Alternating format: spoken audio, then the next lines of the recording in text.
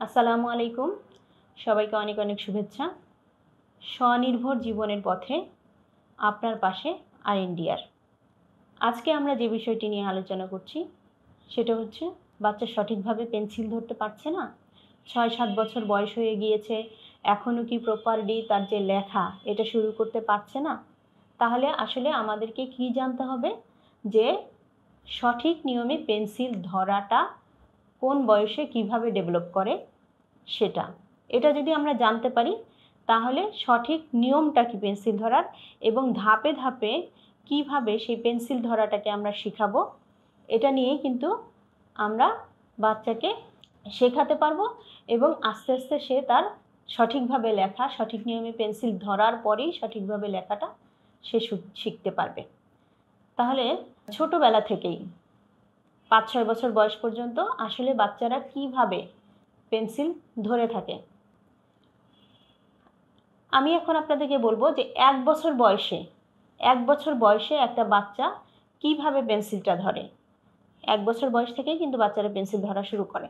তাহলে পেন্সিলটা তারা কিভাবে ধরে? এভাবে ধরে। এভাবে ধরে এভাবে ইচ্ছামতো কিছু দাগাতে চেষ্টা করে এবং এই যে গ্রিপটা এইভাবে যে পেন্সিলটা ধরলো, এই গ্রিপটাকে কি বলি আমরা? একটা ফিস্ট গ্রিপ। তারপরে ২ বছর বয়সে যে তার পেন্সিল ধরাটার আরেকটু পরিবর্তন হয়। তখন যে সে পেন্সিলটা ধরে এইভাবে, এইভাবে ধরে সে এইভাবে করে। এখনও কিন্তু তার পেন্সিল ধরাটা সঠিক নিয়মের ভিতরে আসেনি। আর প্রথমেই বাচ্চা যেভাবে করে যে এই পেন্সিল ধরে কিন্তু তার পুরা হাতের মুভমেন্টটা করছে, সে কিন্তু ফিঙ্গারকে আলাদাভাবে মুভমেন্ট করে যে লিখতে হয় সেটা কিন্তু এখনও শেখেনি। তারপর ৩-৪ বছর বয়সে পেন্সিল ধরার আবার পরিবর্তন হয়। সেই ধরাটা কেমন?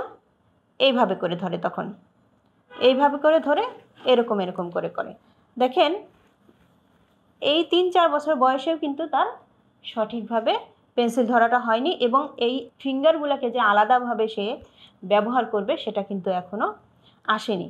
আর ৫ বছর বয়সে যে সে এইভাবে পেন্সিলটা ধরে সে লেখা শুরু করে এবং সেই লেখাটা আগের চেয়ে আরও সুন্দর হয়। মানে ধরাটা যেহেতু সুন্দর আসছে সেজন্য সুন্দর হয় এবং এটা একটা ডাইনামিক। তখন সে শুধু তার এই যে পুরা হাতকে ব্যবহার করছে না, আস্তে আস্তে রিস্ট যে এই জায়গাটা যে সেই জায়গাটাকে ব্যবহার করেও আস্তে আস্তে কিন্তু সে লেখার প্র্যাকটিসটা করছে। এবং ৬ বছর বয়সে যে সে কী করে যে একটা ডাইনামিকলি যে পেন্সিলের ব্যবহার সঠিকভাবে যেভাবে নিব, যেভাবে লিখতে পারি, যেভাবে ধরতে পারি একদম সুন্দরভাবে একটা প্রপার গ্রিপ, আমরা বলি ট্রাইপড গ্রিপ, সেই গ্রিপে সে এভাবে করে ধরে সে লেখা শুরু করে এবং তখন পেন্সিল এভাবে রেস্টিং পজিশনে থেকেই কিন্তু সে হোল্ডটাও সুন্দর হয় এবং সুন্দরভাবে সে যেভাবে খুশি ব্যবহার করতে পারে, শুধু এই অংশেরও ব্যবহার করতে পারে, সামনে এভাবে করে পুরোটাতে লেখাটা ব্যবহার করতে পারে। তখন পুরো হাতের উপর প্রেশার তার আস্তে আস্তে কমে যায়।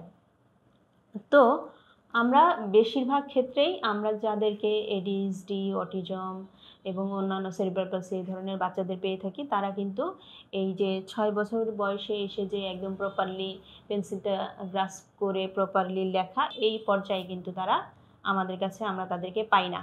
তারা ওই প্রথম স্টেজের দিকে কেউ এভাবে ধরছে যেটা ১ বছর বয়সে ছিল, কেউ এভাবে ধরছে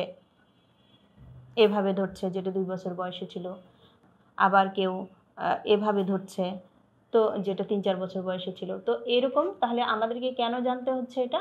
কারণ হচ্ছে আমি যদি বয়সটা জানি যে কোন বয়সে তার এইরকম ধরাটা তার স্বাভাবিক ছিল এবং কোন বয়সে এসে সেটা আর স্বাভাবিক নেই এবং কতটা দেরি হচ্ছে তার পেন্সিলটা ধরতে সঠিকভাবে, তাহলে সেটাকে আমরা বের করে ফেলতে পারি এবং সেই অনুযায়ী বাচ্চাকে যে আমরা প্রি রাইটিং করাবো তাহলে সেগুলো আমরা বাচ্চাদেরকে শেখাতে পারি। এর পরের ভিডিওতে প্রি রাইটিং কীভাবে করানো হয়, তার জন্য কোন কোন ধাপে আমরা আগাতে পারি, এরকম ৪-৫টা ধাপ নিয়ে আমরা আলোচনা করব।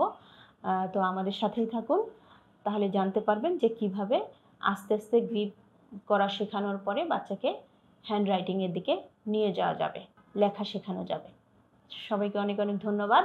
আমাদের ইউটিউব চ্যানেলে সাবস্ক্রাইব করে রাখুন তাহলে নিয়মিত আমাদের এরকম তথ্যমূলক ভিডিওগুলো আপনারা পেতে থাকবেন।